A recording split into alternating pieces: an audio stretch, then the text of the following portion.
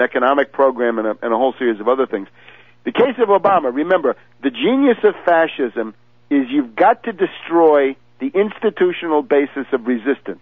You got to destroy the Democratic Party, destroy the trade union movement. You do that in part by discrediting them, by making them the bringers of austerity, this savage, brutal, crushing economic regime, right? Forced labor, all of this kind of stuff.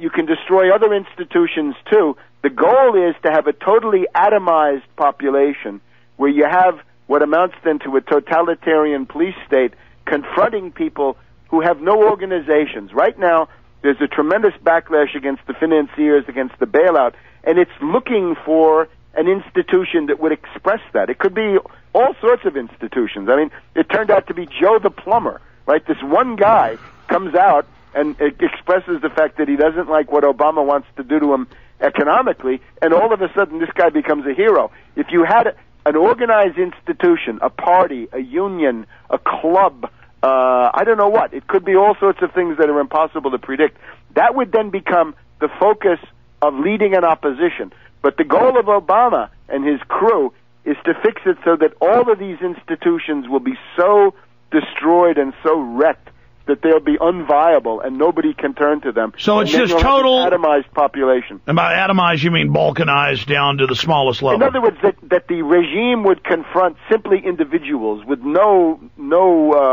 serious organizations of any kind. Above all, not unions and not. Well, you know what's going to happen? I mean, Obama is going to come after and try to ban a large portion. He said 223-308. He's going to try it. He's going to bring in a carbon tax. Let's talk about the enforced austerity because, you know, I mean, I get so divorced from left and right, so divorced from both puppets that I kind of intellectually have my nose in the air and just wouldn't look at either one of them. And I got to tell you, Webster, you're right. I looked at Obama, and he couldn't be worse. I mean, this guy is so horrible, and I'm actually ashamed I didn't look at him closely earlier. I'm not omnipresent, as some people seem to think, folks. I'm just a regular guy. And I can't believe how bad he is. I mean, it is, and he's supposedly liberal. He's black. This totally fools people. They have no idea. This is a Hitler, and people just can't see it because he's got black skin.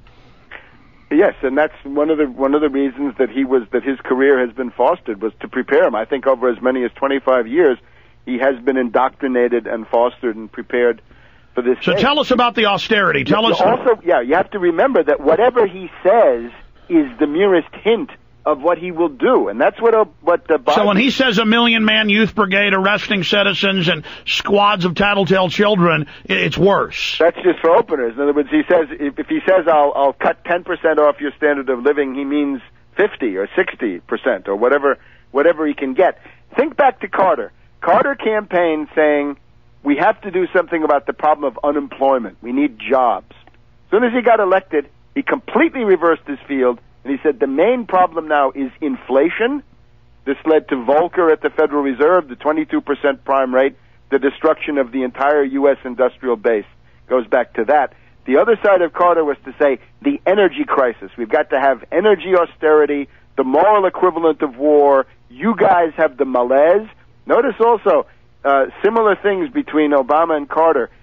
They want to blame the American people for their own incompetence. That was the famous malaise speech by Jimmy Carter in July of 1979, when his entire government basically imploded. So whatever Obama says he will do much, much worse, and that will be this carbon austerity, tax increases, service cuts, forced labor, forced volunteer work, and all the rest. Yeah, the National Compulsory Service Act, which they say isn't a draft, but it is. Webster, let's continue. Final segment is coming up here. Ionic Zone. Let me go ahead and go back to Webster. I don't want to waste any time. Webster, I try not to get depressed doing these shows. I know it's positive to admit the facts and really go over them.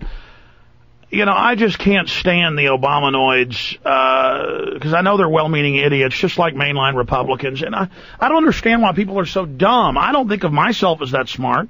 I think of myself as average. How can the people not understand this or not see this? I just don't understand it. It's so obvious. Part of it is people are blinded by hatred of Bush and Cheney. And you have to think back to the tremendous damage done by Bush and Cheney to this society. And we have to realize it's really just the elite agenda continuing, which Obama's going to throw himself on the sword for the elites as well.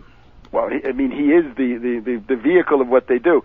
See, if you go through Bush and Cheney and you don't understand what's going on, you get out of this the desire to be a leftist and the desire to create a left-wing alternative. Aha! Brzezinski, schooled in the service of Hegel and this Alfred Weber and Divide and conquer. He has a left-wing alternative for you now, an abortive phase of left cover, left sloganeering, Obama the left-wing messiah. And there's just there's such a hatred and resentment. I'm sure you know Cheney and everything that goes with them. I'm sure you know that they're now actually in major newspapers calling him Jesus. Yeah, look, that's the other thing is that the decomposition and collapse of society has gone much further. A lot of people who looked at the Mussolini movement or the German one later would say this is the crazed petty bourgeoisie driven wild by the crisis. In other words, people who have lost everything in the stock market collapse, and that's coming now.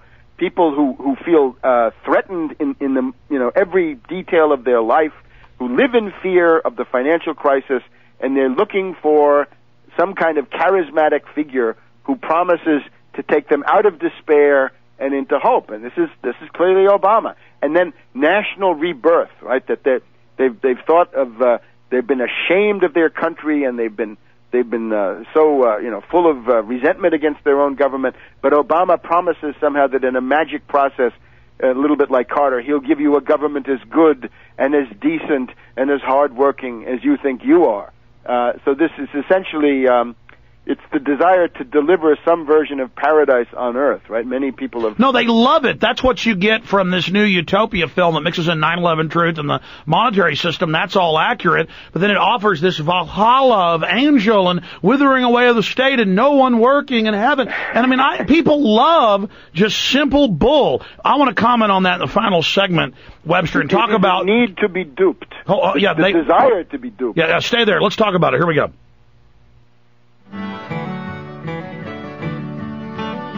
Okay, that's Willie Nelson. You hear there in the music. He's scheduled to be on the show tomorrow, talk about a host of issues. You'll want to join us for that. We also have Naomi Wolf on. We'll have some serious questions for her. And another big guest who predicted all this oil information. And that, of course, will be Lindsey Williams. Huge show tomorrow. Before I go back to Webster Tarpley, 1 minute left. Webster, again, the eugenicist, the carbon tax. Explain to the left what this is. Well, the thing for the left, I think, if you're going to have Naomi there, you got to ask her, what is the difference between a police state that's only top down and a fascist regime? Because she's saying we're slipping into fascism. She talks about this as if this were purely a matter of the FBI and the National Security Agency. What about the hallmark of fascism, which is this movement that comes up from the gutter with left cover and radical cover and anti-authoritarian cover and pretends to be liberation from the old order? And that's fascism. And a carbon tax. And a carbon tax paid directly to the bankers. Webster, Absolutely. Thank you so much for being on with us. My pleasure always. Retransmission starts now at one place, prisonplanet.tv and Infowars.com. Listen to the streams there. Frank Caliendo in 1 minute. Stay with us. You are listening to GCN.